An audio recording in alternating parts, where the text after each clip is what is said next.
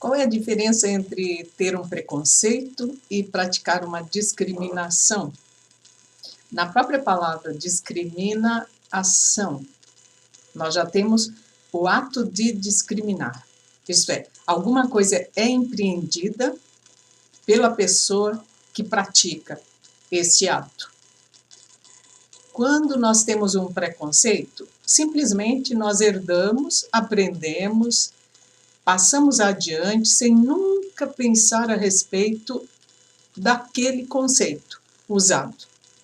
Então, nossa mente, nossas informações, nossa cultura nos fornecem muitos conceitos, conceitos elaborados pelas gerações anteriores, conceitos elaborados e mantidos pela tradição milenar, seja religiosa, estética, sexual, política ou ética. Então, na verdade, não existe nenhuma pessoa que não tenha algum preconceito, porque se temos um conhecimento e não fomos nós quem o produzimos, então esse conhecimento é adotado, é recebido e assumido por nós sem que nós tenhamos feito qualquer trabalho crítico ou de investigação dos fundamentos daquele conceito. A gente simplesmente admite, aceita e continua seguindo. Muitos destes conceitos que nós recebemos da tradição são o combustível para uma outra forma de pensar, que é, então, o pensamento discriminador. Quando nós formulamos um conceito, nós sempre temos que separar algo que se parece de algo que difere. Numa mesma coisa, para a gente ter um conceito da coisa, é preciso fazer distinção entre o que há nessa coisa igual a outras e o que há de diferente. Quando a gente faz a pergunta o que é diferente e o que é igual, a gente está formulando o conceito. Então, nós sempre precisamos comparar para encontrar a semelhança ou a distinção em todas as coisas sobre as quais a gente quer ter algum conhecimento, ou conhecimentos importantes, de acordo com os quais a gente precisa tomar decisões. Nós discriminamos quando nós tomamos por fato que determinadas coisas são iguais quando elas não são, ou que, se são diferentes, precisam ser tratadas de modo diferente também.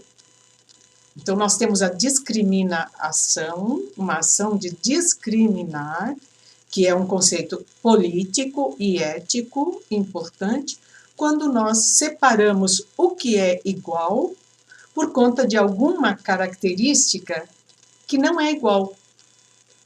Então, nós temos seres humanos, por exemplo, e nós separamos. Nós temos humanos portadores do sistema reprodutor masculino e temos humanos portadoras do sistema reprodutor feminino. Portanto, entre masculino e feminino, aqui vem o ato de discriminar, há uma hierarquia. Quando não há hierarquia. Então, nós tomamos as diferenças, que são milhões, em qualquer objeto que nós pegarmos e analisarmos, nós vamos encontrar milhões de características semelhantes a de outros objetos e milhões de características diferentes de outros objetos. Mas quando nós pegamos a diferença como pretexto para fazer uma hierarquia e submeter uma parte a outra nesta hierarquia, então nós discriminamos. E a partir das ações discriminadoras, nós abrimos a porta de entrada para ações fóbicas, de violência e de desejo de exterminar aqueles que foram colocados nessa hierarquia no patamar inferior, quando não há mérito nenhum nos outros em estarem no patamar superior. É apenas uma construção, é apenas um uso indevido de características diferentes para colocar essas características como superiores em relação a características que não são idênticas ou similares a ela. Na história do movimento de defesa dos animais, nós tivemos um pensador que não é conhecido, no Brasil ele é conhecido porque introduzimos, em todos os nossos textos, já desde a década de 90, já introduzimos a teoria, a concepção deste pensador britânico, chamado Humphrey Primat. Primat era músico de formação na universidade, depois fez um doutorado em teologia e foi finalmente ser pastor numa igreja anglicana em Aberdeen. E lá ele morreu aos 42 anos de idade e deixou apenas um pequeno livro escrito que chama The Duty of Mercy, o dever de compaixão. Neste livro, o Primat elabora pela primeira vez, de forma muito clara, contundente e fundamentada, a teoria da discriminação que os humanos praticam contra os animais. Uma forma de discriminação que hoje, na década de 70 do século XX, Richard Ryder, também na Inglaterra, denominou de especismo, para fazer um par com o racismo e o machismo. Voltando à teoria do Primat, neste pequeno livro, Dever de Compaixão, Primat analisa a história moral da humanidade e critica o atraso moral no qual os formadores de opinião, os religiosos, os clérigos, os políticos, os cientistas, os artistas ainda se encontravam em 1776. É desta data a obra O Dever de Compaixão do Primat. Ele critica os formadores, os que hoje seriam chamados de formadores de opinião, mas que à época eram chamados de os moralistas.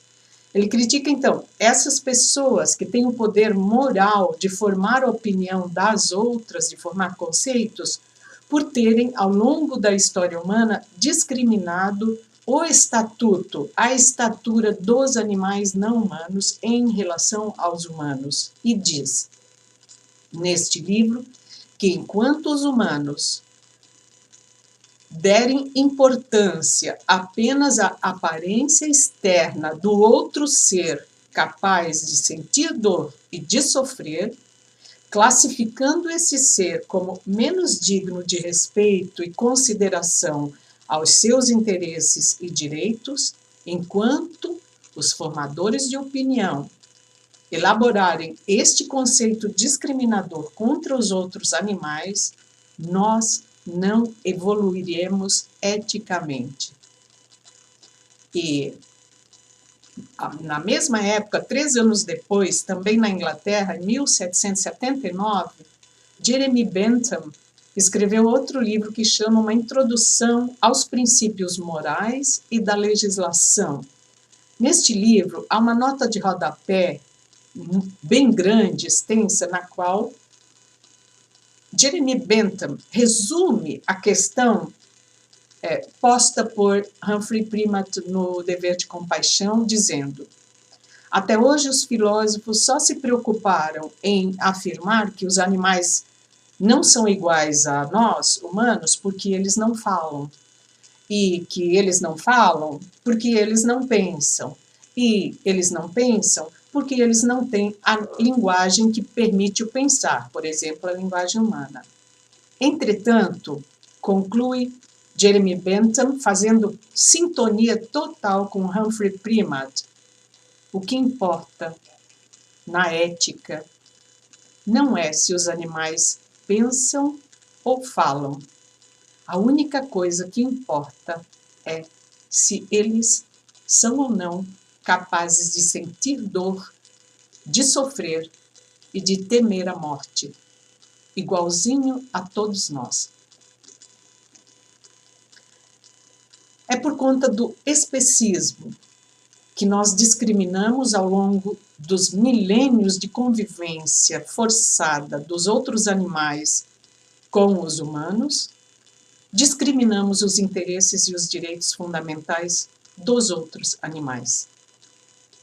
E, atualmente, nós fazemos ainda uma segunda forma de discriminação quando nós selecionamos, elegemos alguns animais para estima, os animais que nós trazemos para o nosso colo, especialmente cães e gatos, enquanto temos a maior indiferença em relação à dor, ao pavor e ao medo dos outros animais que nós compramos mortos para comer, ou que deixamos os cientistas usarem nos laboratórios para fazerem testes de todo tipo, ou que queremos mortos para tirar deles a pele, os pelos, o couro, para fazer adereços e enfeites para o nosso corpo, ou que deixamos matar para testar cosméticos e produtos que embelezam o nosso corpo, ou que deixamos torturar para nos divertir.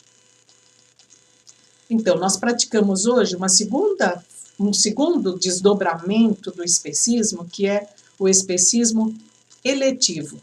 Elegemos uns animais para acolher, para proteger e defender, enquanto não temos sentimento, consideração nem respeito algum pelos outros animais que usamos para consumir em todas as formas do consumo. Esse desdobramento do especismo em especismo eletivo, ele faz par com o primeiro especismo, que é uma forma de especismo elitista.